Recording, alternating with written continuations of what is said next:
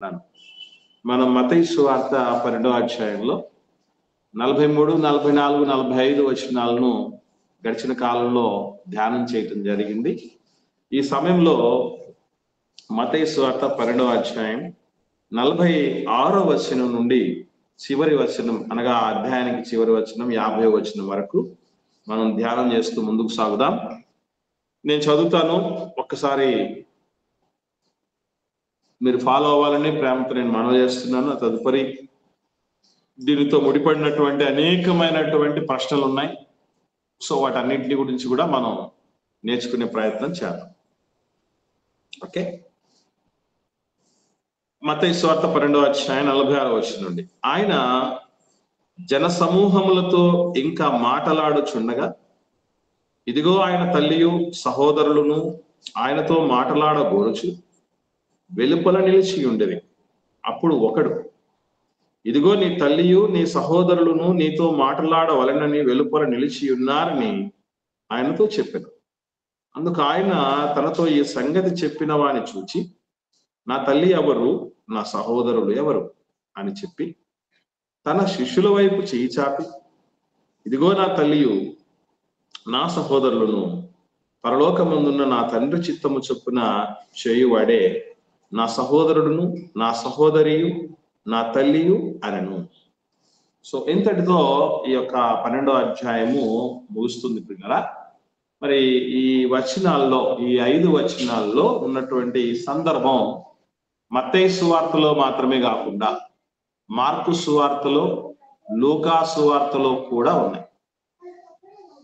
Mark సువార్తలో ఏమనుందో, అలాగే లూకా సువార్తలో ఏమని రాయబడిందో, ఎక్కడెక్కడ ఉన్నాయో అనేది కూడా మనం చూసే ప్రయత్నం చేద్దాం. మార్కు సువార్త 3వ అధ్యాయం. మార్కు సువార్త 3వ అధ్యాయంలో ఇదే సందర్భం మనకు కనబడుతుంది. 31వ వచనం నుండి 3వ అధ్యాయము 31వ వచనం నుండి 35వ వచనం వరకు, ఇది కూడా 5 వచనాల్లో ఉంటాయి. నేను చదువుతాను. ఈ 2 చోట్లకి ఏమన్నా డిఫరెన్స్ అనిపించిందా ఒకసారి గమనించిన వాళ్ళు చెప్పండి. ఓకే, మార్కు సువార్త 3వ అధ్యాయం 31వ వచనం నుండి, ఆయన సహోదరులను తల్లియు వచ్చి వెలుపల నిలిచి ఆయనను పిలువనంపిరి. జనులు గుంపులుగా ఆయన చుట్టూ కూర్చుండిరి. వారు, ఇదిగో నీ తల్లియు నీ సహోదరులను వెలుపల ఉండి నీ కోసం వెదుకుచున్నారని ఆయనతో చెప్పగా, ఆయన నా తల్లి నా సహోదరులు ఎవరిని తన చుట్టూ కూర్చున్న వారిని కలయజూచి, ఇదిగో నా తల్లియు నా సహోదరులను దేవుని చిత్తము చొప్పున జరిగించువాడే నా సహోదరుడు సహోదరి తల్లియు అని చెప్పెను అనే మాట మనకి ఇక్కడ కనబడుతుంది. ఇటు మత్తయి సువార్తలో చదివిన దానికి మార్కు సువార్తలో చదివిన దానికి ఏమైనా తేడా కనుక్కున్నారా? ఎవరన్నా డిఫరెన్సెస్ ఏమున్నాయి, వ్యత్యాసాలు ఏమున్నాయి చెప్పండి అమ్మా. అక్కడ చెప్పిన వారితో చూసి చెప్తున్నాడు, ఇక్కడ అందరి వైపు చూసి చెప్తున్నాడు. ఇంకమ్మా వందనాలమ్మా చెప్పండి. అక్కడ వెతుకుచున్నారు అని మార్క్ సువార్తలో ఉంది. వెతుకుచున్నారు, ఆ డిఫరెన్స్ వెతుకుచున్నారు, నీ కోసం వెతుకుచున్నారు అనే మాట ఆ డిఫరెన్స్ కనబడుతుంది. ఇంకా ఇంకమ్మా ఇంకేం చెప్పండి అమ్మా. ఇక్కడ జనులు గుంపుగా ఆయన చుట్టూ కూర్చొని ఉండిరని మార్కులో ఉందిన్నా, ఇక్కడైతే అది రాయించలేదన్నా. వెరీ గుడ్ అమ్మా. మత్తయి సువార్తలో యేసు ప్రభు చుట్టూ జనులు గుంపుగా కూడి ఉన్నారనే మాట లేదు, మార్కు సువార్తలో రాయబడింది. ఇది ఈ 2 డిఫరెన్సెస్ మనకు కనబడుతున్నాయి. ఇంకా లూకా సువార్త కూడా వద్దాం. లూకా సువార్తలో కూడా ఏ డిఫరెన్సెస్ ఉన్నాయి అనేది మనం గమనించగలిగితే 8వ అధ్యాయం లూకా సువార్త 19, 20, 21 వచనాలు చూద్దాం. లూకా సువార్త 8వ అధ్యాయం 19, 20, 21 వచనాల్లో మనకు ఈ విషయాలన్నీ కనబడతాయి. 3 వచనాల్లోనే కనబడతాయి. మత్తయి మార్కు 5 వచనాలు తీసుకుంటే లూకా సువార్తలో 3 వచనాల్లోనే అది కంప్లీట్ అవుతుంది. చూద్దాం మనం. ఆయన తల్లియు సహోదరులను ఆయన యొద్దకు వచ్చి జనులు గుంపుగా ఉండుట చేత ఆయన దగ్గరకు రాలేకపోయేది. అప్పుడు నీ తల్లియు నీ సహోదరులను నిన్ను చూడగోరి వెలుపల నిలిచి ఉన్నారని ఎవరో ఆయనకు తెలియజేసిరి. అందుకు ఆయన దేవుని వాక్యము విని దాని ప్రకారము జరిగించు వీరే నా తల్లియు నా సహోదరులు అని వారితో చెప్పెను. ఈ 3 సువార్త పత్రికల్లో ఉన్నటువంటి డిఫరెన్సెస్ ను మనం గమనించగలిగితే లూకా సువార్తలో కొన్ని ప్రత్యేకతలు ఉన్నాయి. అటు మత్తయితో మార్కుతో పోల్చినప్పుడు కొన్ని ప్రత్యేకమైన విషయాలను ఈయన ఈ 3 వచనాల్లోనే ప్రస్తావించడం జరిగింది. ఏమిటా వచనాలు, ఏమిటా విషయాలు? వందనాలమ్మా, చెప్పమ్మా. ఇక్కడ జనులు గుంపుగా ఆయన చుట్టూ కూర్చొని ఉండిరి అని మార్కులో రాయించుంటున్నారన్నా. ఇక్కడైతే ఈయన జనులు గుంపుగా ఉండుట చేత ఆయన దగ్గరకు రాలేకపోయేది అనేసి రాయించారన్నా. ఎందుకు బయట ఉన్నారు? యేసు ప్రభు యొక్క తల్లి గారు సోదరులు ఎందుకు బయట ఉన్నారు, దగ్గరికి ఎందుకు రాలేకపోయారు అనే స్పష్టత లూకా సువార్తలో కనబడదు. అది మత్తయిలో అంత స్పష్టంగా కనబడదు, మార్కులో కూడా కనబడదు, లూకా సువార్తలోనే కనబడుతుంది. ఇంకా మరొక డిఫరెన్స్ మనం చూడగలం లూకా సువార్తలోనే. ఏమిటది? అదే అన్నా, ఇక్కడైతే మత్తయిలో మార్కులో దేవుని చిత్తం చొప్పున జరిగించు వాడే నా సహోదరుడును నా సహోదరియు నా తల్లియు అని చెప్పాను అని ఉందిన్నా. ఇక్కడైతే దేవుని వాక్యము విని దాని ప్రకారం జరిగించు వీరే నా తల్లియు నా సహోదరులని వారితో చెప్పానని ఉంది అన్న. వెరీ గుడ్ అమ్మా. సో ఇక్కడ మత్తయి మార్కు సువార్తలో దేవుని చిత్తము జరిగించువాడే నా సహోదరుడు నా సహోదరి నా తల్లి అని చెప్పడం జరిగింది మత్తయి మార్కు. లూకా సువార్తలో అసలు దేవుని చిత్తం అంటే ఏంటి అంటే దేవుని వాక్యం విని దాని ప్రకారం జరిగించువారే దేవుడి చిత్తాన్ని నెరవేర్చువారు అన్న క్లారిటీ లూకా సువార్తలో ఉంది. వీరే అనే మాట కూడా ఉంది, వాళ్ళు చూపించి చెప్పినటువంటి మాటలు కూడా ఉన్నాయి. ఓకే, ఇంకో విషయం, మరొక ప్రత్యేకత అంటే ఈ 3 సువార్త పత్రికల్లో మార్కు సువార్తలో ఒక ప్రత్యేకత ఉంది. ఇప్పుడు మనకి ఎలాగైతే లూకా సువార్తలో ఒక ప్రత్యేకత చూసామో, మార్కు సువార్త ఇప్పటి వరకు మనం డిస్కస్ చేసింది కాకుండా వేరొక ప్రత్యేకత ఉంది. అక్కడ వెతుకుచున్నారు అని ఉందన్నయ్య. అది అక్కడ వెతుకుచున్నారు, నిన్ను చూడగొచ్చున్నారు అని వెతుకుచున్నారు అనేటువంటిది ఒక ప్రత్యేకత. ఇకపోతే మత్తయి మార్కులో ఉమ్మడిగా చెప్పబడినటువంటి ఒక మాట ఉంది, అది లూకా సువార్తలో లేదు. మత్తయి మార్కులో చెప్పబడి లూకా సువార్తలో చెప్పబడని సంగతి ఒకటి ఉంది.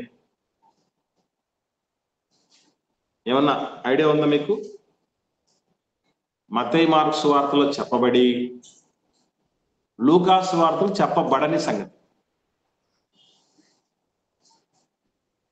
తండ్రి చిత్త ప్రకారం చేయాలి. ఓకే, మా తండ్రి చిత్త ప్రకారము చేయవాడు అనేటటువంటిది మత్తయి మార్కులో ఉంది, లూకాలో లేదు. కానీ దానికి మీనింగ్ అయితే ఉంది కదమ్మా, లూకా సువార్తలో అర్థమైతే ఉంది కదా. దేవుడి వాక్యం విని దాని ప్రకారం చేసేవాడు దేవుడి చిత్తం నెరవేర్చేవాడు అనే క్లారిటీ ఉంది.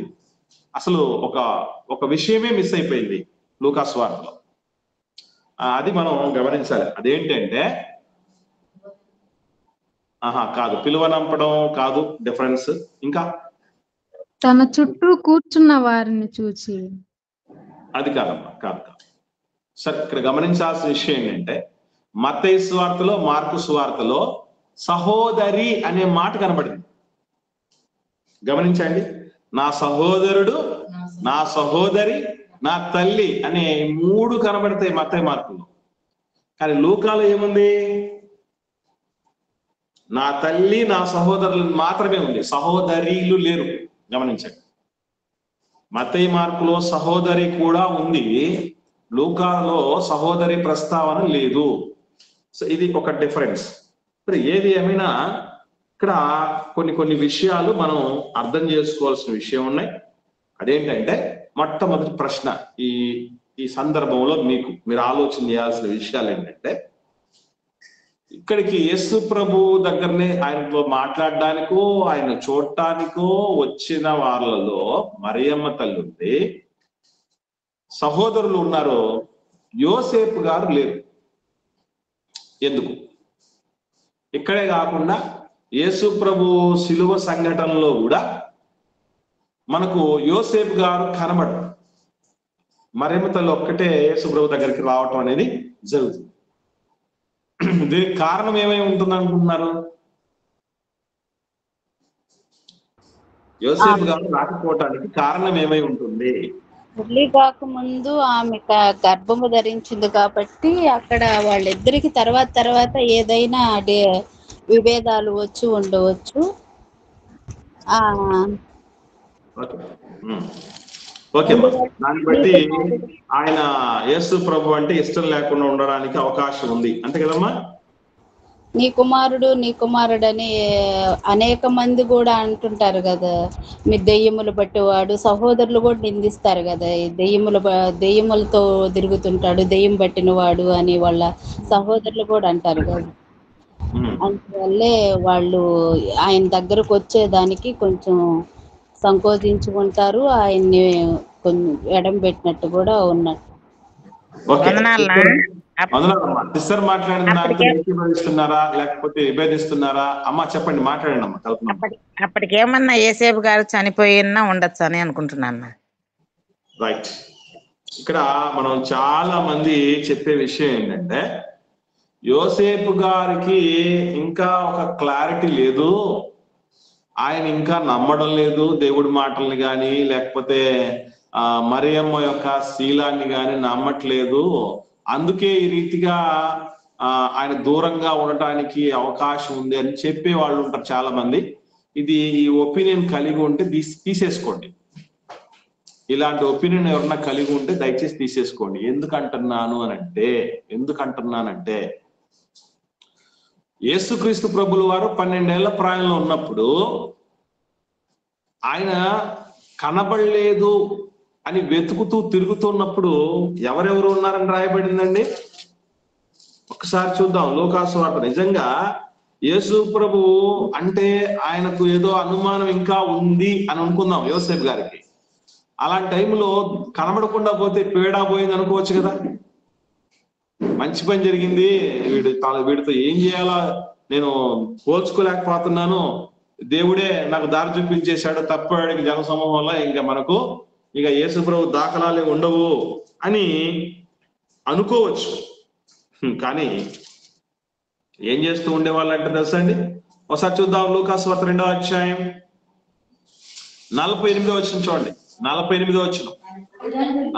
ఆయన తల్లిదండ్రులు ఆయనను చూచి మిక్కిలి ఆశ్చర్యపడి, తల్లిదండ్రులు ఆయన తల్లి మాట్లాడుతూ ఏమంటుందంటే, కుమారుడా మమ్మల్ని ఎందుకు ఇలాగ చేస్తేవి? ఇదిగో నీ తండ్రియు నేను దుఃఖపడుచు నిన్ను వెతుకుచుంటిమి. దుఃఖపడుతూ మేము వెతుకుతూ ఉంటున్నాము అని మాట్లాడుతుంది. గమనించండి. అంటే నిజంగా యోసేపు గారికి అనుమానమే కనుక ఉండుంటే, మరియమ్మ గారి విషయంలో ఒక స్పష్టత ఇంకా రాకుండా పోయి ఉంటే, నమ్మని స్థితి ఉండుంటే వెతుకుతూ తిరగాల్సిన ఆవశ్యకత ఉందంటారా యోసేపు గారికి? బైబిల్లో యోసేపు గారి కోసం దేవుడు చెప్పిన మాట ఏంటి తెలుసండి? నీతిమంతుడు అని. తర్వాత మరొక గొప్ప భాగ్యం ఏంటి తెలుసండి? ఈ ప్రపంచంలో సృష్టికర్త ఒక వ్యక్తిని పదే తండ్రి నాన్న అని పిలవగలిగినటువంటి గొప్ప భాగ్యవంతుడు యోసేపు గారు. అలాంటి అర్హత వచ్చిందంటే మామూలు విషయం కాదండి. రాత్రికి రాత్రే మీరు శిశువును చంపదూస్తున్నారు, హేరోదు రాజు, మీరు పారిపోండి, ఐగుప్తుకి వెళ్ళిపోండి అని అంటే వారు మాట్లాడాడండి యోసేపు గారు. అసలు నాకు సంబంధమే లేనటువంటి ఇష్యూకి నాకు ముడిపెట్టి ఇన్ని కష్టాలు ఎందుకు పెడుతున్నావు దేవా? అయినా ఐగుప్తుకు పోతే అక్కడ నా అన్న వాళ్ళు ఎవరు లేరే, నేను ముందే పేదరికంలో ఉండేవాడినే, నేను అక్కడ పోయిన తర్వాత ఏమైపోతాను, ఎట్లుంటుంది, అసలే బాలింత, అసలే చంటి పిల్లోడు అని ఒక్క విసుగు కూడా యోసేపు గారి నుంచి రాలే. అంత మాత్రమే కాదు, ఇది 12 ఏళ్ల ప్రాయంలో ఉన్న పరిస్థితులే కాదు, 30 ఏళ్ల వయసులో ఉన్నప్పుడు కూడా యేసు క్రీస్తు ప్రభుల వారు ఎవరిగా పిలువబడ్డాడని రాయబడింది తెలుసండి బైబిల్లో. ఒకసారి చూద్దాం. ఎవరిగా పిలువబడ్డాడని రాయబడిందో 3వ అధ్యాయం లూకాసు వార్త 23వ వచనం చూడండి. లూకాసు వార్త 3వ అధ్యాయం 23వ వచనం. యేసు బోధింప మొదలు పెట్టినప్పుడు ఆయన దాదాపు 30 ఏండ్ల ఈడు గలవాడు. ఆయన యోసేపు కుమారుడని ఎంచబడెను. అంటే ఎవ్వరికి అనుమానమే రాలే. యేసు ప్రభు అలా అలా అలా పెరిగిపోతూ ఉంటే పొరపాటున ఒక్కరికి కూడా డౌట్ రాకుండా నా కొడుకే అన్నట్టుగా పెంచుకున్నాడు తప్ప అవిశ్వాసంతో ఉన్నాడు కాదండి యోసేపు గారు. ఎవరో కొందరు చెప్పినటువంటి ఒక హాఫ్ నాలెడ్జ్ దాని వల్ల ఇదంతా అంటున్నారు. ఆయన ఒక విలన్ గా చిత్రీకరించారు. యోసేపు లాంటి మహానుభావుడు, ఒక మంచి భర్త, ఒక మంచి దేవుని బిడ్డ, ఒక మంచి తండ్రి ప్రపంచంలో దొరకటం అరుదు. అంత గొప్పోడు యోసేపు గారు. అంటే ఇప్పుడు ఎందుకు రాలేదు యేసు ప్రభువును చూడటానికి అంటే, అయితే ఆయన మంచానన్నా పడి ఉండాలి, లేదా చనిపోయన్నా ఉండాలి తప్ప అనుమానం అనేది లేదు యోసేపు గారికి అనేది మరవకండి. ఇది ఎవరో చొప్పించి ఉండుంటే మనకు ప్రీవియస్ నాలెడ్జ్ ఒక ఏమాత్రం అవగాహన లేకుండా ఉంటే దాన్ని తీసేసుకోండి, మంచిది. నేను క్రిస్మస్ టైంలో మెసేజ్ మాట్లాడా. ఏమనంటే యేసు క్రీస్తుకు సరైన ఇహలోకపు తండ్రి యోసేపు అని, సరైనటువంటి ఇహలోకపు తండ్రిగా యోసేపు గారిని అభివర్ణిస్తూ మాట్లాడటం జరిగింది. సో ఏది ఏమైనా కూడా గుర్తుపెట్టుకోండి, అనుమానాలు అటువంటి మహానుభావులకి ఏమాత్రం లేదు. మహాత్ములను దూషిస్తే మనకు పాపం. యోసేపు గారు రాకపోవడానికి కారణం ఇది. నెక్స్ట్ క్వశ్చన్, యేసు ప్రభుని చూడడానికి సహోదరులు వచ్చారు అని రాయబడింది కదా. సహోదరులు వచ్చారు అంటే అసలు ఎవరి సహోదరులు?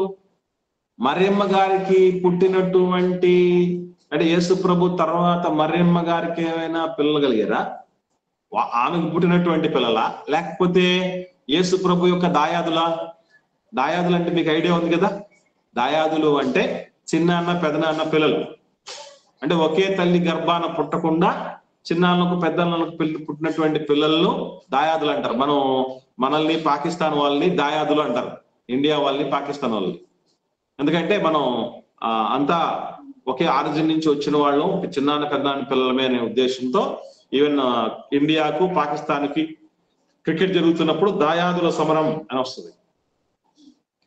ఎట్లా ఆ విధంగా ఏమైనా దాయాదుల యేసు ప్రభు దాయాదుల వీళ్ళు ఏమైనా, లేకపోతే మరియమ్మకి తర్వాత కలిగారా? ఎందుకంటే ఈ విషయాలు చెప్పినప్పుడు చాలా మందికి, ముఖ్యంగా ఆ ఆర్సిఎం రోమన్ క్యాథలిక్ మెంబర్స్ గా ఉన్నటువంటి వాళ్ళకి అస్సలు మింగులు పడదు ఇది. మరియమ్మ తల్లి యేసు ప్రభుని కన్న తర్వాత అలాగే ఉండిపోయింది, కన్యగానే ఉండిపోయింది.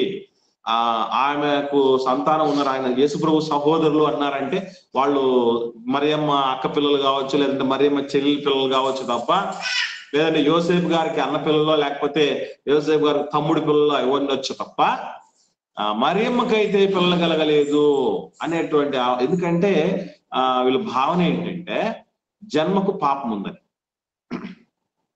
అంటే ఒక స్త్రీ పురుషుల కలయిక వల్ల పుట్టే పిల్లలకు పాపం ఉంది.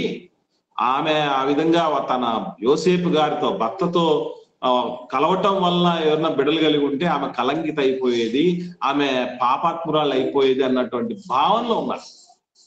ఇది ఎవరికైనా, మీలో ఎవరికైనా ఈ డౌట్ ఏమైనా ఉందండి? ఆన్లైన్ లో ఉంటున్న వాళ్ళకి ఒకసారి రెస్పాండ్ అయ్యి చెప్పండి, మీరు ఏమాత్రం సంకోచించకుండా.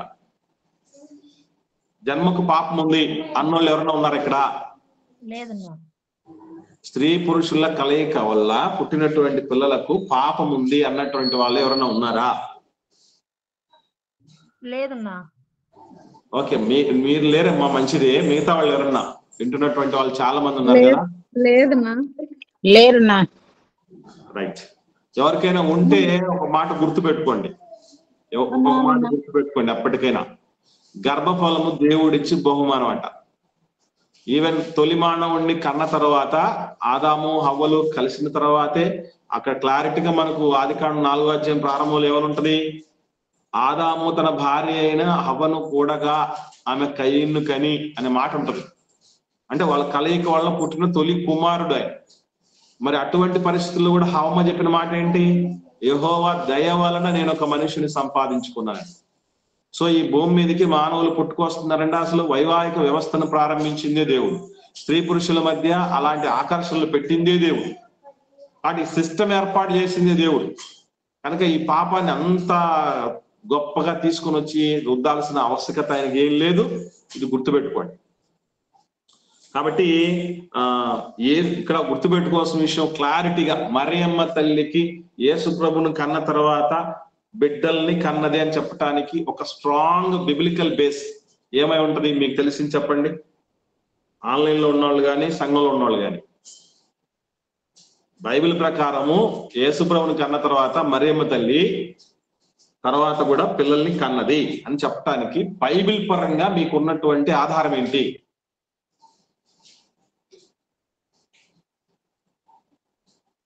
ఎవరికి ఐడియా లేదా? సంఘంలో ఉన్న వాళ్ళకమ్మా, సంఘంలో ఉన్న వాళ్ళకి రైట్. 2వ అధ్యాయం లూకాసు వార్త చూద్దాం. 7వ వచనం చదవండి.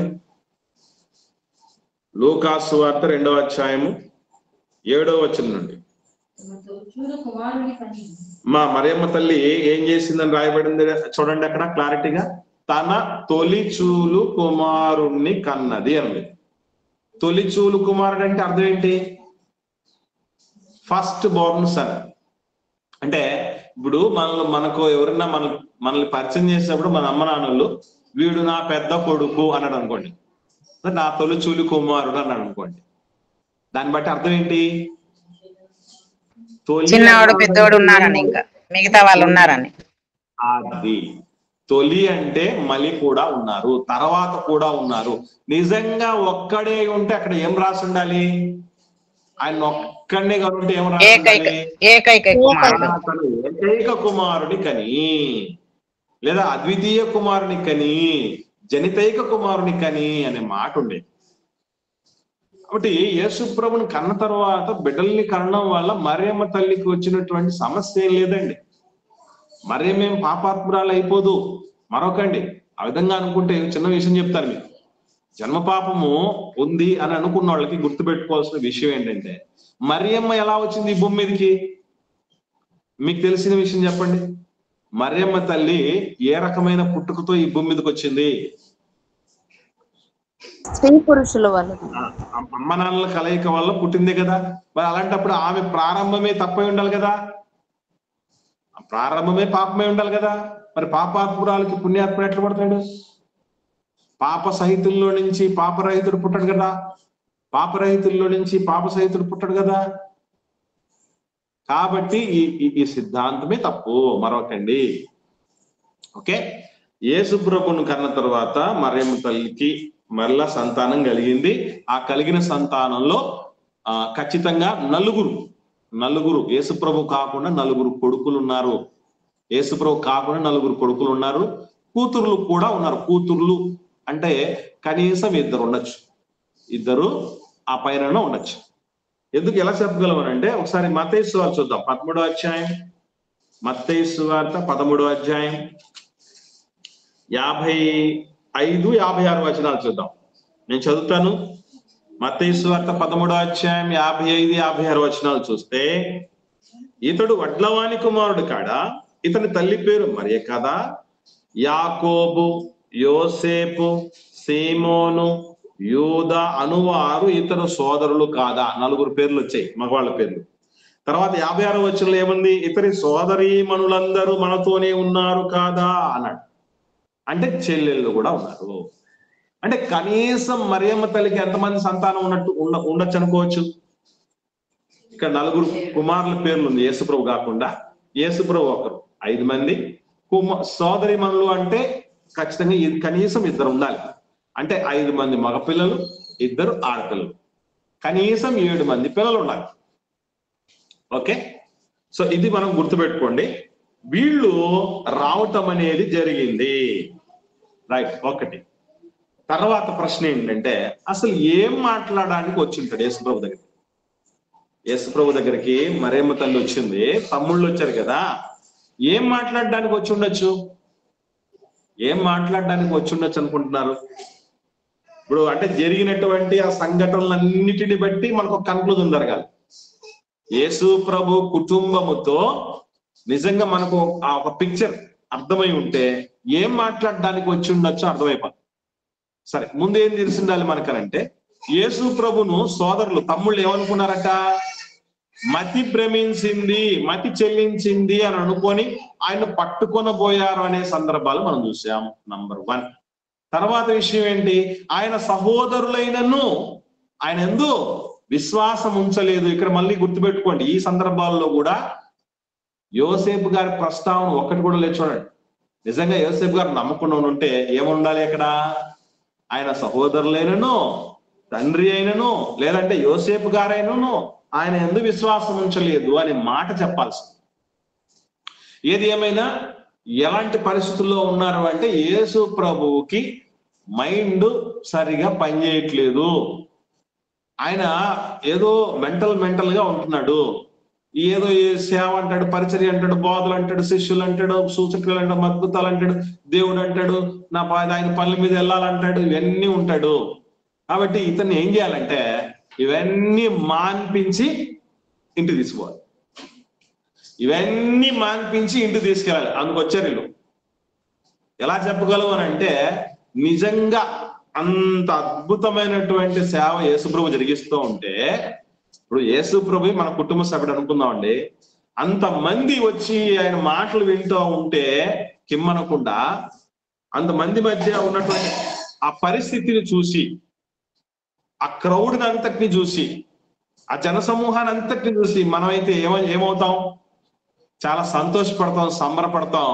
అయ్యో, దేవుడి పనిలో ఉన్నట్టు బిజీగా, మళ్ళీ కావాలంటే మళ్ళొకసారి వచ్చి మనం మాట్లాడతాం. లేదు, అంతా మొత్తం మెసేజెస్ అన్ని అయిపోయేంత వరకు ఏం చేసి ఉండేవాళ్ళు? వెయిట్ చేసేవాళ్ళు. మాకేం తొందర లేదే, దేవుడి పనిలో ఉన్నాడు ఆయన. కాబట్టి అంతా అయిపోయిన తర్వాతే మేము మాట్లాడతాం యేసు ప్రభుతో అనేటటువంటి పరిస్థితి అయినా ఉండేది. కానీ ఏం చేశారు వీళ్ళు? బయట ఉండి మేము పిలిచాం, మేము వచ్చాం, మేము పిలిచామని చెప్పు అంటున్నారంటే ఏం చేస్తున్నట్టు? బ్రేక్ చేయాలనుకున్నారు. అప్పుడు జరుగుతున్నటువంటి కార్యాలంతటి కూడా ఏం చేయాలనుకున్నట్టు? బ్రేక్ చేయాలనుకుంటున్నట్టు. కాబట్టి ఇవన్నీ మాన్పించి యేసు ప్రభుని తీసుకెళ్ళిపోదాం అన్నటువంటి పరిస్థితుల్లో ఉండి వచ్చిన వాళ్ళే. కాకపోతే మహనీయుడు యేసుక్రీస్తు ప్రభుల వారు చనిపోయిన తర్వాత, ఆయన పునరుత్థానుడైన తర్వాత ఏమయ్యారు తెలుసా? వీళ్ళంతా మారు మనసు పొందారు. యేసు ప్రభు తమ్ముళ్ళు పశ్చాత్తాపడ్డారు. ఇది మనకు బైబిల్లో చూడగలిగితే అపోస్తలుల కార్యం చూద్దాం. అపోస్తలుల కార్యముల గ్రంథం 1వ అధ్యాయంలో కొండ ఎక్కిపోయే వాళ్ళు ప్రేయర్ వెళ్ళిపోతూ ఉంటారు కదా, ఆ టైంలో 1వ అధ్యాయము 13వ వచనము ఇంకా చూడగలిగితే 14 కూడా చూద్దాం. 14 చదువుతాం, 13 వద్దు. వీరితో కూడా కొందరు స్త్రీలు యేసు తల్లి అయిన మరియయు ఆయన సహోదరులు ఏక మనస్సుతో ఎడతెగక ప్రార్థన చేయుచుండిరి అన్నాడు. చూడండి, అంటే యేసు ప్రభు పునరుత్థానుడై వెళ్ళిపోయిన తర్వాత తమ్ముళ్ళలో ఏమొచ్చిందనమాట? మార్పు వచ్చింది, మారు మనసు కలిగింది. ఇంకా చెప్పాలంటే 9వ అధ్యాయం కొరింథీయులకు రాసిన మొదటి పత్రిక, కొరింథీయులకు రాసిన మొదటి పత్రిక 9వ అధ్యాయంలో తమ్ముళ్ళలో వచ్చిన మరో మార్పు చూద్దాం. 5వ వచనం, కొరింథీయులకు రాసిన మొదటి పత్రిక 9వ అధ్యాయము 5వ వచనంలో, తక్కిన అపోస్తలుల వలెను ప్రభువు యొక్క సహోదరుల వలెను. Note this point. తక్కిన అంటే మిగిలిన అని అర్థం. మిగిలిన అపోస్తలు లాగా యేసు ప్రభు యొక్క సహోదరులు అన్నాడు. క్లారిటీగా చెప్పాడు చూడండి. యేసు ప్రభు యొక్క సహోదరుల వలెను, కేఫా అంటే పేతురు గారు లాగా విశ్వాసురాలైన భార్యను వెంట పెట్టుకుని తిరుగుటకు మాకు అధికారం లేదంటే, యేసు ప్రభు తమ్ముళ్ళు మార్టమేతో పాటు వాళ్ళ భార్యలు కూడా మారుమనసు పొంది ఇద్దరు కలిసి ఏం చేస్తున్నారు? పరిచర్య నిమిత్తం, సేవ నిమిత్తము వెంట పెట్టుకొని తిరుగుతున్నారు. అది మనము మర్చిపోకూడదు. అట్లాగే కొరింథీయులకు రాసిన మొదటి పత్రిక 15వ అధ్యాయంలో 7వ వచనం చూడండి.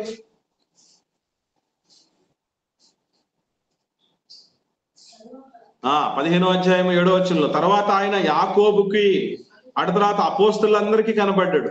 అందరికీ కడపట అకాలమందు పుట్టినట్టున్న నాకును కనబడెను. అంటే యేసు ప్రభు ఏం చేయడం జరిగిందంటే పునరుత్థానుడైన తర్వాత ఒక్కొక్కరికి కనిపించటం అనేది జరిగిందనే విషయాలు ఉన్నాయి. ఇలా కనిపించిన వాళ్ళల్లో తమ్ముళ్ళకు కూడా వచ్చి చెప్పడానికి అవకాశం కూడా లేకపోలేదు. సో ఇలా మనం గమనించగలిగితే క్లారిటీగా యేసు ప్రభు తమ్ముళ్ళు, యేసు ప్రభుకు తమ్ముళ్ళు ఉన్నారు 4. వీళ్ళు ఇంకో విషయం ఏంటంటే మీకు తెలుసో తెలీదో, ఒక 2 పత్రికలు, యాకోబు రాసిన పత్రిక, యూదా పత్రిక, అక్కడ ఈ 2 పత్రికలు కూడా రాసింది యేసు ప్రభు తమ్ముళ్ళేనండి. యాకోబు అంటే శిష్యుడైనటువంటి యాకోబు కాదు. ఇది ఎలా చెప్పగలం అంటే ఇక్కడ చూద్దాం. యాకోబు రాసిన పత్రికలో 1వ అధ్యాయము 1వ వచనంలో చూడండి ఏమని రాయబడిందో.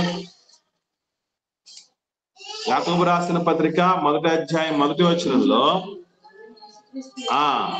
దేవుని యొక్కయు ప్రభువైన యేసు క్రీస్తు యొక్కయు దాసుడైన అనే మాట కనబడుతుంది. ఈ దాసుడు అన్న మాట ఉండేందంటే గుర్తుపెట్టుకోండి, అది తమ్ముడు అని అర్థం. ఎందుకు చెప్పగలము అంటే బాగా గమనించండి. ఎలా చెప్పగలము అని అంటే యేసు క్రీస్తు యొక్క అపోస్తలుడు అంటాడు. అపోస్తలుడు రాసుంటే అపోస్తలుడైనటువంటి వాడిని రాస్తున్నాను అంటాడు. అలా కాకుండా దాసుడు. ఇంకా మనం మరింత క్లారిటీగా ఆలోచన చేస్తే యూదా పత్రిక కూడా చూద్దాం. ప్రారంభంలో యూదా పత్రిక చూడండి, 1వ అధ్యాయం ఉంటుంది కదా, 1వ వచనం. యేసు క్రీస్తు దాసుడు యాకోబు సహోదరుడైన యూదా. ఇప్పుడు మనం గమనించండి, యాకోబు అనగానే మనకి రెండో పేరు ఏం కనబడుతుంది? యాకోబు అనగానే ఎవరు కనబడతారు అంటే యోహాను కనబడతారు కదా. యాకోబు యోహాన్లు శిష్యులు, కానీ యాకోబు సహోదరుడైన యూదా అన్నాడు. గమనించండి. కాబట్టి ఇక్కడ యాకోబు, యూదా ఈ పదాలన్నీ ఎక్కడ మనం మత్తయి సువార్త 13వ అధ్యాయంలో 55వ వచనంలో యేసు ప్రభు తమ్ముళ్ళ పేర్లు చదివేటప్పుడు చదివాం కదా, అక్కడ ఉన్నటువంటి. కాబట్టి యూదా పత్రిక, యాకోబు పత్రిక కూడా తమ్ముళ్ళు రాసినటువంటిది. అంతవరకు మారారు వాళ్ళు. ఎందుకంటే ప్రభువులో ఉన్నటువంటి ప్రభావం అంత గొప్పది. అంటే మనము ఇప్పుడు గుర్తుపెట్టుకోవాల్సిన విషయం ఏంటంటే కొంతమందికి మా కుటుంబ సభ్యులు మారటం లేదే అన్నటువంటి బాధ, ఆ యొక్క శూన్యత, ఆ బలహీనత, వేదన ఉంటుంది చూసారా. అలాంటి వాళ్ళు గుర్తుపెట్టుకోవాల్సిన విషయం ఏంటంటే మన వంతు ప్రయత్నం యేసు ప్రభులాగా మన కుటుంబం కోసం చేసినప్పుడు గుర్తుపెట్టుకోవాల్సిన ప్రాముఖ్యమైన విషయం ఒకటే. అదేంటంటే మనం బతుకున్నప్పుడు వాళ్ళు మారలేకపోయినా మనం చచ్చిపోయిన తర్వాత అయినా మారతారు. మారకపోతే మన తప్పులేదు, మళ్ళీ మర్చిపోకండి. బతుకున్నప్పుడు మారలేకపోయినా, మనం చనిపోయిన తర్వాత మారలేకపోయినా, వాళ్ళు చచ్చేంత వరకు మారకపోయినా మన నుంచి తప్పు లేకుండా చూసుకోవాల్సిన పరిస్థితి ఉంది. అయితే కొందరు వరకు గుర్తుపెట్టుకోవాల్సిన విషయం ఏంటంటే మనం బ్రతుకున్నప్పుడు మారని వాళ్ళు చనిపోయిన తర్వాత కూడా మారటానికి అవకాశం ఉంది. ఎగ్జాంపుల్ యేసు ప్రభు కుటుంబం. ఓకే, సో ఇది మనం మరొక విషయం గుర్తుపెట్టుకోవాల్సినటువంటిది. ఇక తర్వాత ఆఖరికి వచ్చినప్పుడు యేసుక్రీస్తు ప్రభులు వారు నిజంగా ఈ మాటలు అంటే మరియమ్మ తల్లి వచ్చినప్పుడు స్త్రీలలో ఆశీర్వదించబడిన దానివి కదా అని చెప్పబడింది. మరియమ్మ తల్లి గురించి నీ గర్భఫలం కూడా ఆశీర్వదించబడుతుంది అని చెప్పబడడం జరిగింది. దయాప్రాప్తురాలు అని చెప్పబడడం జరిగింది. మరియమ్మ తల్లి గురించి ఇంత గొప్ప మాటలు చెప్పబడి ఉంటే అమ్మ వచ్చి మాట్లాడాలన్నప్పుడు, పిలవాలన్నప్పుడు అలా మాట్లాడటం ఏంటి ప్రభు? ఇక్కడే కాదు, కానా వివాహాలను కూడా ఏమన్నాడు? ద్రాక్షారసం అయిపోయింది నాయనా అని అంటే యేసు ప్రభులు వారు నాతో నీకేమి అని.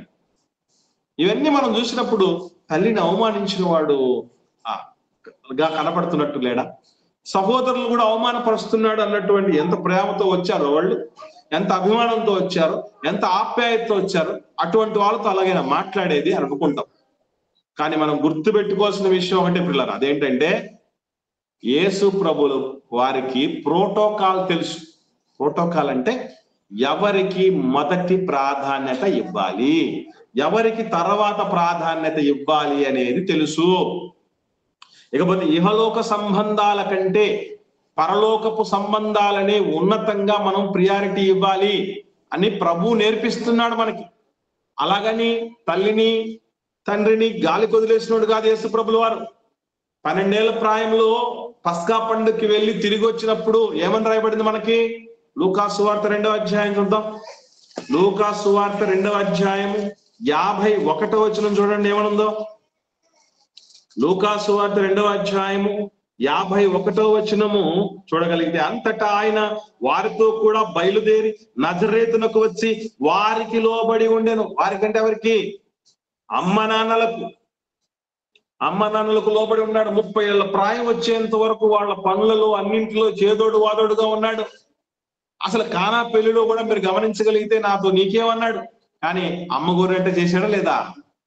ద్రాక్షరసం అయిపోయింది నాయన అని మాట, దాన్ని ప్రపోజల్ తీసుకున్నాడు. కానీ ఫస్ట్ పాయింట్ ఏంటంటే, అమ్మ నువ్వు చెప్పినప్పుడు కాదు నేను వినాల్సింది, నా తండ్రి దగ్గర నుంచి ఆజ్ఞ వచ్చినప్పుడు నేను చేయాల్సినటువంటి వాడిని అని అక్కడ ప్రోటోకాల్ చెప్పాడు తప్ప అమ్మను అవమానించిన వాడు కాదు. కాబట్టి మన జీవితాల్లో కూడా ఇటువంటి సంఘర్షణలు ఎదురైనప్పుడు, అంటే దైవికమైన సంబంధాలా, బంధాలా, లేదా భౌతికమైన బంధాలా, దేనికి నువ్వు ఓటేస్తావు, దేనికి నువ్వు ప్రాముఖ్యతనిస్తావు అనే పరిస్థితులు వచ్చినప్పుడు గుర్తుంచుకోవాల్సింది ఒకటే, ప్రభువును ఆయన అడుగుజాడలు మనకు ఉన్నాయి గనక మొదటి ప్రాధాన్యత దేవుడికి, తదుపరి మళ్ళా మిగిలినటువంటి వాళ్ళకి అనేటటువంటి విషయం తప్ప వాళ్ళు ఏదో అవమానపరిచినట్లు లేకపోతే వాళ్ళు ఏదో గాలి కుదిలేసినట్లు అని ఏమాత్రం కాదు మరొకండి. నిజంగా అలాగే అవమానపరచాలనుకున్నాడు, లేకపోతే అలా వదిలేయాల్సిన బాధ్యతారాహిత్యం ఉన్నోడైతే రక్తసిక్తమైన దేహంతో అసలు తన ప్రాణమే కొర ప్రాణంతో ఉన్నప్పుడు మరియమ్మ తల్లి వచ్చి నిలబడ్డప్పుడు ఏం చేశాడు? యోహాన శిష్యుడికి అప్పగించడం జరిగింది అమ్మనే.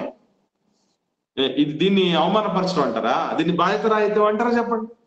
అంటే ఇక్కడ ప్రభు ఏం ఫాలో అవుతున్నాడంటే ప్రోటోకాల్ ఫాలో అవుతున్నాడు. అందుకే మనం గుర్తుపెట్టుకోవాల్సిన విషయం ఏంటంటే, ఎప్పటికైనా అన్నిటికంటే ప్రథమ స్థానం దేవునికి ఇవ్వాలి, దేవుని పిల్లలకి ఇవ్వాలి, దేవుని సేవకి ఇవ్వాలి, భక్తి జీవితానికి ఇవ్వాలి, దైవికమైన బంధాలకు ఇవ్వాలి. యేసుప్రభు చేసింది అదే, మర్చిపోకండి. ఎందుకు అంత గొప్ప ప్రియారిటీ ఇవ్వాలి అంటే, దేవుడు కలలు కన్న కుటుంబం అది. ఈరోజు మన భౌతికమైన కుటుంబాలు దేవుడే ప్రారంభించినప్పటికీ ఒక డ్రీమ్ కుటుంబం అంతే ఇట్లా ఉండాలని అనుకున్నది ఎవరినేనంటే యేసుప్రభు యొక్క కుటుంబం, లేదంటే యేసుప్రభు ద్వారా ఆయన రక్తము ద్వారా ఒక రక్త సంబంధికులుగా మారినటువంటి ఒక కుటుంబాన్ని. ఇందులో ఎన్ని విషయాలు మనం ఎన్ని మేలులు మనం పొందుకుంటాము అనే విషయాలను జాగ్రత్తగా ఆలోచన చేస్తే పిల్లరా, ఇక్కడ మనకు జరిగేటువంటి మేలు ఎలా ఉంటాయి ఒక చిన్న ఎగ్జాంపుల్ మనం కొన్ని చూద్దాం. రోమిలికి రాసిన పత్రిక 12వ అధ్యాయం, రోమిలికి రాసిన పత్రిక 12వ అధ్యాయము 15వ వచనం చూద్దాం. 15వ వచనం, సంతోషించు వారితో సంతోషించండి, ఏడ్చే వారితో ఏడవండి, ఒకరితో ఒకడు మనస్సు కలిగి ఉండండి, హెచ్చు వాటి యందు మనస్సుంచక తగ్గు వాటి యందు ఆసక్తులై ఉండండి, మీకు మీరే బుద్ధిమంతులమని అనుకోవద్దు. ఇవన్నీ ఎక్కడ చెప్తున్నాడంటే సంఘంలో ఉన్న వాళ్ళు చెప్తున్నాడు. అంటే యేసు ప్రభు అన్నాడు కదా, నా సహోదరుడు నా సహోదరి నా తల్లి అన్నాడే, అటువంటి కుటుంబంతో చెప్తున్నాడు. అంటే సంఘం అనేది ఎట్లా ఉండాలంటే, మనం ఏడుస్తూ ఉంటే ఇంకొకరు రాక్షసానందం పొందకూడదు, ఒకరు బాధపడుతూ ఉంటే వాళ్ళతో పాటు బాధపడేటటువంటి స్థితిలో ఉండాలంట మన సహవాసం. ఒకరు సంతోషపడుతున్నారు, సంబరాలు చేసుకున్నారు, నాకు జాబ్ వచ్చిందంటే మనం బాధపడకూడదు, వేదన పడకూడదు. నీకు వచ్చిందా, ప్రపంచంలో ఎవరికి వచ్చినా బాగుండేది కానీ నీకు రాకూడదు అనుకున్నాను నేను అన్నటువంటి రీతిగా ఉండకూడదట. అంటే ఏడ్చే వాళ్ళతో ఏడుస్తూ, నవ్వే వాళ్ళతో నవ్వుతూ, అంటే ఒక సహవాసంలో ఉన్నాం మనమందరం ఒక తండ్రి పిల్లలు అన్నటువంటి రీతిగా ఉండటం. ఒకరి కోసం మనం ప్రార్థన చేస్తున్నప్పుడు మన సొంత వాళ్ళే అన్నట్టుగా ప్రార్థన చేయాలి, మర్చిపోకండి. ఒకవేళ ఆ ఫీలింగ్ లేకుండా ఎప్పుడు దాకా ఉన్న ప్రార్థన చేస్తుంటే అలా చెయ్యండి, మార్చుకుందాం మనం, మంచిది. ఎందుకంటే యేసు ప్రభు అంతటి వాడే ఎందుకు అంతగా ఉన్న సొంత కుటుంబానికి, ప్రపంచంలో ఉన్నటువంటి కుటుంబాలన్నిటికంటే యేసు ప్రభు భౌతికమైన కుటుంబం చాలా గొప్పది. కానీ దాన్ని కూడా దేవుడి కుటుంబంతో పోల్చినప్పుడు దానికి ప్రాముఖ్యతను తగ్గించి దైవికమైనటువంటి బంధాలకు ఎందుకు విలువనిచ్చాడు అని అంటే, ఇదిగో ఈ బంధంలో ఇలా ఉండబోతుంది, వీళ్ళు ఒకరితో ఒకరు మనసు కలిగి ఉండబోతారు, ఒకరి కోసం ఒకరు సంతోషపడుతుంటే సంతోషాలు పాల్పంపులు పొందుతారు, ఏడుస్తూ ఉంటే వాళ్ళ ఏడుపులో పాల్పంపులు పొందుతారు. అంత మాత్రమే కాకుండా గలతీలకు రాసిన పత్రిక చూద్దాం. సంఘంలో అంటే దేవుని పిల్లల మధ్య, దేవుని కుటుంబంలో ఎటువంటి వాతావరణాలు ఉండాలో చూడగలిగితే 6వ అధ్యాయం గలతీలకు రాసిన పత్రిక ప్రారంభ వచనం చూడగలిగితే, సహోదరులారా, ఒకడు ఏ తప్పిదములోనైనా చిక్కుకుంటే ఆత్మ సంబంధులైన మీలో, అంటే ఇది ఎవరికి సంబంధించింది? ఆత్మ సంబంధులకు సంబంధించింది. ఆత్మ సంబంధులైన మీలో ప్రతివాడు తానును శోధింపబడుతునేమో అని తన విషయమే చూచుకొనొచ్చు సాత్వికమైన మనసుతో అట్టి వారిని మంచి దారికి తీసుకురావాలి. ఒకరి భారం ఒకరు భరించుకోవాలి, ఒకరి ఇరుకుల్లో, ఒకరి ఇబ్బందుల్లో, ఒకరి ప్రతికూలతల్లో, ఒకరి బలహీనతల్లో మేమున్నామన్నటువంటి రీతిగా ఒక భరోసా ఇవ్వగలిగినటువంటి పరిస్థితి దైవికమైన కుటుంబానికి ఉండాల్సింది అన్నటువంటి విషయం మర్చిపోకండి పిల్లలు. అంటే ఇంత గొప్పగా ఉండేటటువంటి కుటుంబం కనుక పరలోకమందును భూమి మీదను ఏ తండ్రిని బట్టి కుటుంబం అని పిలువబడుతుందని ఇక్కడ గుర్తుపెట్టుకోవాల్సిన విషయం ఏంటంటే, యేసు ప్రభుల వారు నా సహోదరుడు అన్నాడు, నా సహోదరి అన్నాడు, నా తల్లి అన్నాడు, కానీ నా తండ్రి అనలా. ఎందుకు? అందరికీ ఉన్నది తండ్రి అయిన దేవుడు ఒక్కడే కనుక ఆ స్థానం తండ్రికి ఇచ్చేసి మిగిలినటువంటి ఏ సంబంధానైనా మిగతా వాళ్ళతో కలిగి ఉండొచ్చు అన్నటువంటి విషయాన్ని తెలియపరుస్తున్నాడు. కనుక ప్రియులారా, అక్కడ గుర్తుపెట్టుకోవాల్సిన విషయం, ప్రభుల వారు ఏదో తల్లిని ఏదో అవమానపరుస్తున్నట్టు, సహోదరులు ఏదో కించపరుస్తున్నట్టు అని అనుకోవాల్సిన అక్కర్లేదు. మనకి ఇలాంటి సిచ్యువేషన్లు వస్తే మనం సందిగ్ధ పరిస్థితుల్లోకి వెళ్లాల్సిన పని లేదు, అటా ఇటా అని వెళ్లాల్సిన పని లేదు. 100% మనం దేవుని కుటుంబానికి ప్రియారిటీ ఇవ్వాలి. యేసుక్రీస్తు ప్రభుల వారంతటి సృష్టికర్త అంతటి వాడే దేవుని కుటుంబానికి అంత ప్రాధాన్యత ఇస్తున్నప్పుడు మనం దేవుడి కుటుంబం కోసం, దేవుడు మనకిచ్చిన ఈ ఆత్మీయ కుటుంబం కోసం ఎంతవరకు ఆలోచన కలిగి ఉన్నాం? కనీసం ఒకసారన్నా ప్రార్థన చేస్తున్నామా? ఈ కుటుంబం కోసం ఆలోచన చేస్తున్నామా? ఏమైపోతున్నారు అన్నటువంటి యోచనలో మనం ఉన్నామా అనేది జాగ్రత్త వహించాల్సిన ఆవశ్యకత ఉంది. మనకందరికీ ఉంటాయి కుటుంబాలు, భౌతికమైన కుటుంబాలు ఉంటాయి, భారాలు ఉంటాయి, బాధ్యతలు ఉంటాయి. కానీ వాటికంటే ముఖ్యమైనటువంటి పాత్ర, మనం బాధ్యత ఎవరి పట్ల కలిగి ఉండాలంటే దేవుని పిల్లల పట్ల కలిగి ఉండాలి.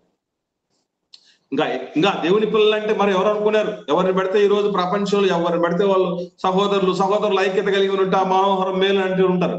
సహోదరులు అంటే ఎవరు పడితే వాళ్ళు కాదు. మనకు యేసు ప్రభుల వారు ద్వారా చెప్పబడినటువంటి మాట మనకు తెలుసు, చూసాం కదా లూకాసు వార్త 8వ అధ్యాయంలో ఏమని?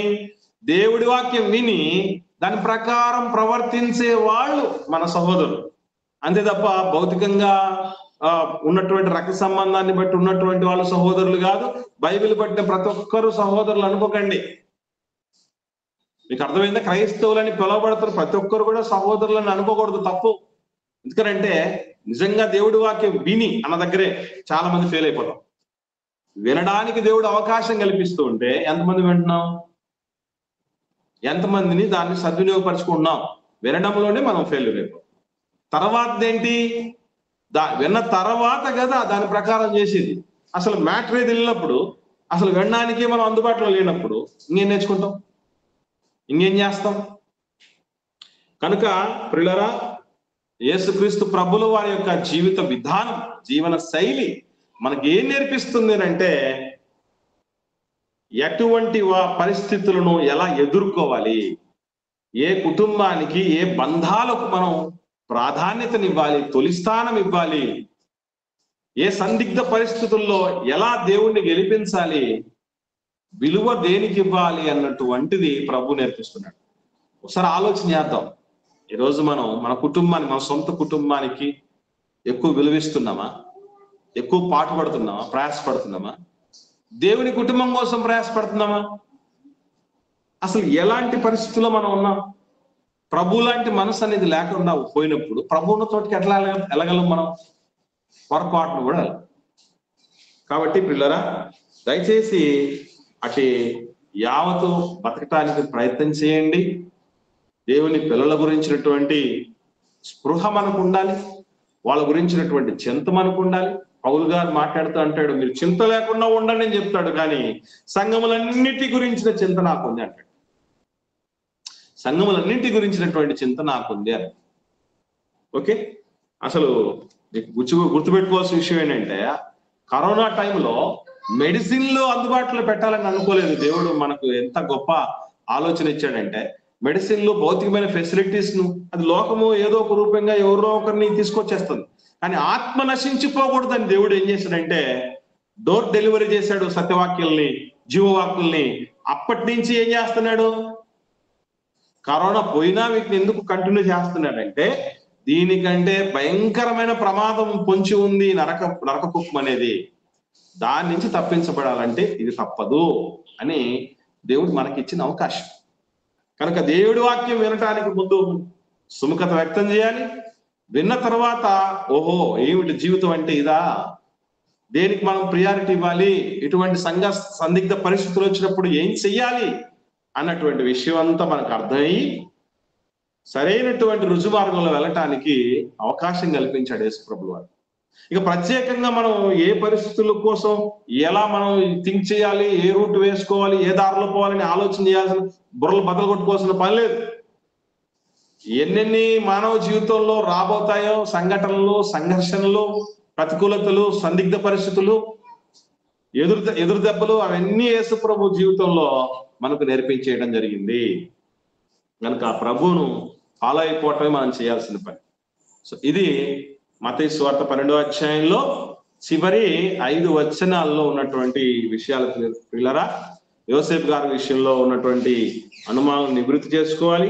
మరియమ్మ తల్లి సంతానం విషయంలో ఉన్నటువంటి అనుమానాలను నివృత్తి చేసుకోవాలి.